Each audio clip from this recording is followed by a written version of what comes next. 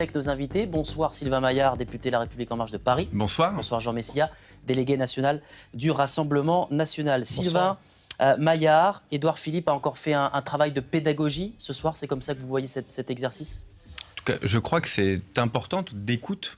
Avant tout, c'est un moment d'écoute. Il a écouté pendant, je ne sais pas le timing, mais je crois les 3/4 du temps. Et puis, évidemment, a donné une vision, sa vision du débat, de l'organisation du débat, mais aussi de pistes dans lui, sa réflexion, mais en laissant beaucoup de choses ouvertes. Je crois que c'est important pour nos concitoyens d'avoir cette écoute des élus, alors évidemment le Premier ministre, du Président de la République, mais l'ensemble des élus, que chacun puisse prendre la parole jusqu'au 15 mars et que puisse émerger une voie nouvelle, une façon nouvelle de faire de la politique. Il a terminé, je vais juste terminer là-dessus, le Premier ministre disait c'est vrai qu'on était quand même très respectueux. Et ça, je crois que dans l'ensemble des débats, ça se passe aussi comme ça.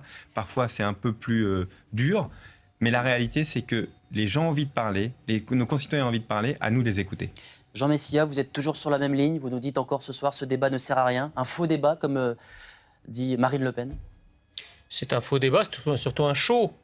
J'entends monsieur qui nous dit que Édouard Philippe a écouté beaucoup. Moi, je l'ai beaucoup entendu parler, surtout. Je ne l'ai pas beaucoup entendu écouter. Vous savez, un bon acteur ne remplace jamais un mauvais film.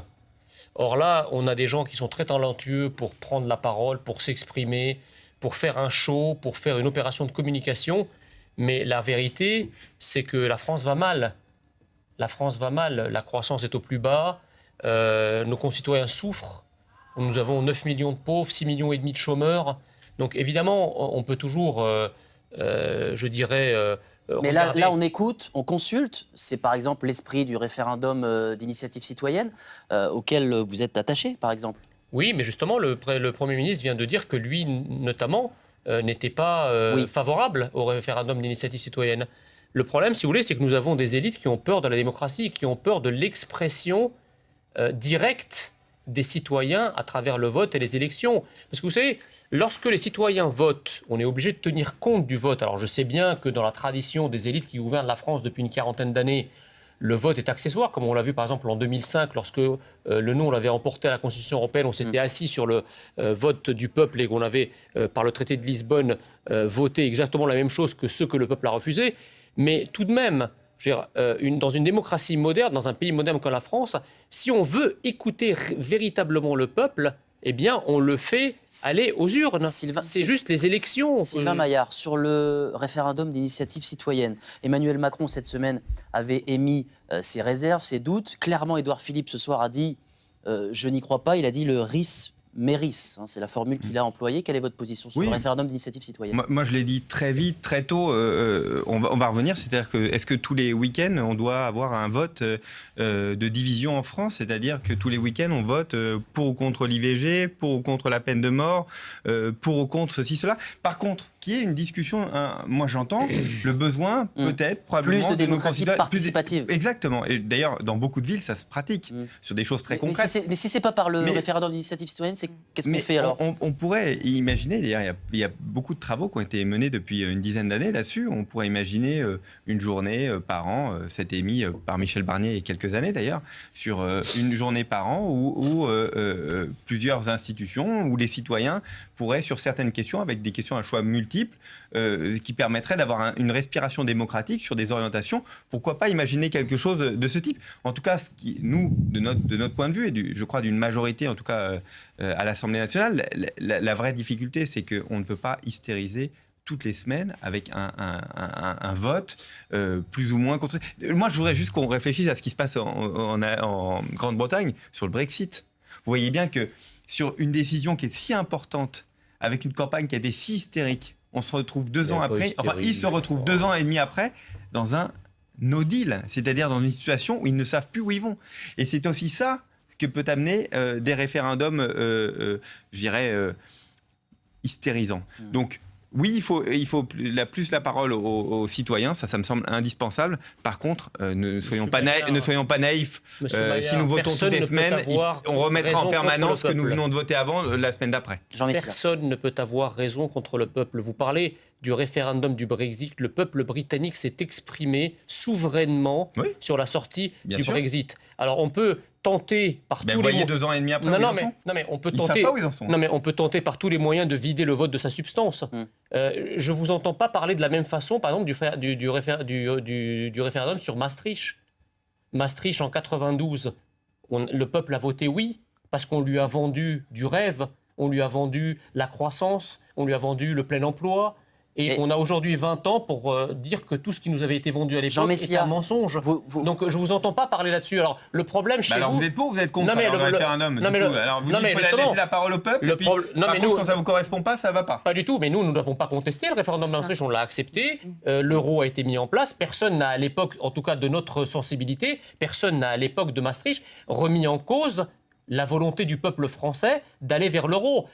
Mais vous dites donc c'était une mauvaise décision du peuple français. Donc vous, ce que vous dites, c'est que lorsque le peuple vote comme vous voulez, le peuple est formidable, le référendum est formidable. Lorsque le peuple vote contre ce que votre volonté, c'est vous qui êtes en train de démontrer. Vous êtes en train de démontrer exactement l'inverse de ce que vous êtes en train de dire. C'est incroyable. Pas du tout. Je dis moi, quand Maastricht a été voté, personne de notre sensibilité ne s'est permis de dire que le peuple français avait voté sur des infox, sur des choses qui étaient fausses, alors que vous, lorsque le peuple français vote contre ce à quoi vous êtes opposé, vous dites que le peuple français se trompe, comme pour le Brexit. Vous êtes hystérique. Messieurs, vous êtes hystérique parce que le Brexit a été voté alors que vous étiez contre. Mais moi, je suis rien du tout. Je suis pas. Exactement. Et c'est d'ailleurs.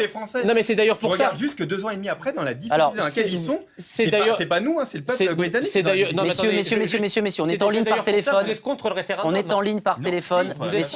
Messieurs, on est en ligne par téléphone avec Daniel Obono, député La France Insoumise.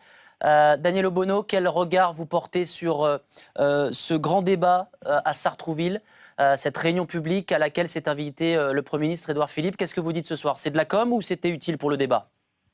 Écoutez, c'est même pas de la com, c'est une pré-campagne électorale. Hein. Vous avez bien expliqué ce que c'était. C'était une réunion publique de la République en marche qui découvre la politique que connaissent tous les militants, tous les gens qui, comme nous députés, organisons régulièrement ce genre de réunions, c'est-à-dire on rencontre des gens, on discute, il y a des interventions, y compris souvent très intéressantes, mais ce n'est pas un grand débat national qui permettrait, y compris, de confronter un certain nombre de points de vue. C'est une réunion publique électorale de LRM, du gouvernement, du président. On a vu, il y avait une députée qui était présente, c'est le Premier ministre, et ils viennent pour dérouler leur ligne et vendre leur camelote. Donc, donner la parole aux citoyens, ça ne peut pas être utile selon vous?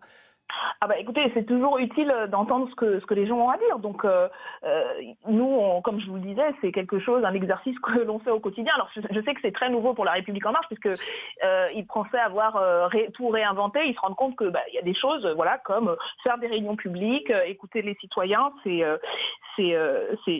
la base quand même. On a beau avoir pendant plus d'1 an et demi maintenant relayé exactement le type d'intervention qu'on a pu entendre sur les difficultés, la réalité du quotidien des Français et Françaises à l'Assemblée nationale. On nous traitait, et c'était relayé dans les médias d'ailleurs, de populistes, de démagogues, etc. Ils ont dû en rabattre un peu. La mobilisation a au moins servi à ça. Mais oui, ce que je trouve problématique, c'est intéressant d'entendre des gens. Il y a eu plusieurs personnes qui ont d'ailleurs relayé ce que disent les milliers de personnes qui manifestent depuis 2 mois. Mais voilà, moi je pose quand même la question. Personne ne se demande si ce qui se passe là est légal. On est à 4 mois d'une élection nationale.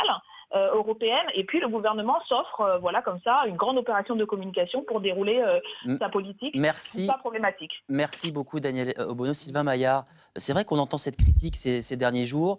Emmanuel Macron monopolise la parole, on a encore vu Édouard Philippe ce soir. le gouvernement est en campagne pour les européennes avec ce grand débat? Mais c'est vous qui allez filmer, c'est pas nous qui allons filmer, c'est vous qui êtes France Info TV qui était sur place.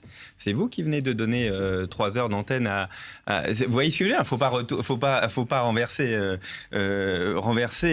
la question. C'est vous qui décidez de quelle est l'actualité. Moi, nous plions à votre actualité. C'est ça. Moi, je crois que c'est important. Les Français ont envie de parler. On le voit d'ailleurs partout en France. Les débats s'organisent. Les gens ont envie de parler, de prendre la parole, de s'opposer, de se confronter. Ils ont envie d'être entendus et écoutés. Et que vous traduisiez et qu'on traduit de façon générale ce qu'il se passe. Alors, bien sûr, c'est le Premier ministre, donc ça fait évidemment plus d'audience. Mais la réalité, c'est qu'on fait des débats partout. Il y a une question. Et donc, ça fonctionne bien. On voit bien que le pays a besoin de cette respiration. On sort quand même d'un épisode difficile avec les Gilets jaunes. Et donc, on a besoin d'une respiration, on a besoin de discuter pour trouver les mesures. Pourtant, demain, nouvelle journée de mobilisation, la 11e. Oui, mais enfin, on a une partie des Gilets jaunes qui a envie de manifester en permanence. Je pense qu'il y en aura une 12e, une 13e, une 14e. Mais c'est le même nombre. On a 30 000 ou 40 000 ou 50 000. 84 000 Gilets jaunes qui Les Gilets jaunes ne vont pas en masse dans ces réunions publiques. Mais vous oui, le regrettez? parce que je pense que la partie des Gilets jaunes qui continuent à manifester, en fait, n'a pas envie d'écouter, n'a pas envie de discuter, n'a pas envie d'être confronté. Je pense qu'ils ont envie, tout simplement, de renverser la table, point à la ligne. Mais c'est leur droit, je ne le conteste pas. Mais en même temps, le mouvement de base de Gilets jaunes du 17 novembre et ce qui a suivi, ce cri de souffrance, nous l'avons entendu, nous essayons de trouver des réponses tous ensemble. C'est pas si simple. Hein. Si on avait la baguette magique, on aurait déjà probablement appliqué des recettes. Mais en tout cas, la réalité, les Gilets jaunes qui que... créent une liste pour les européennes, ça vous inquiète? Selon certaines études, on sait que cette liste pourrait siphonner les voix du Rassemblement national. Non, mais ça, c'est ce qu'on fantasme et c'est ce qu'on rêve.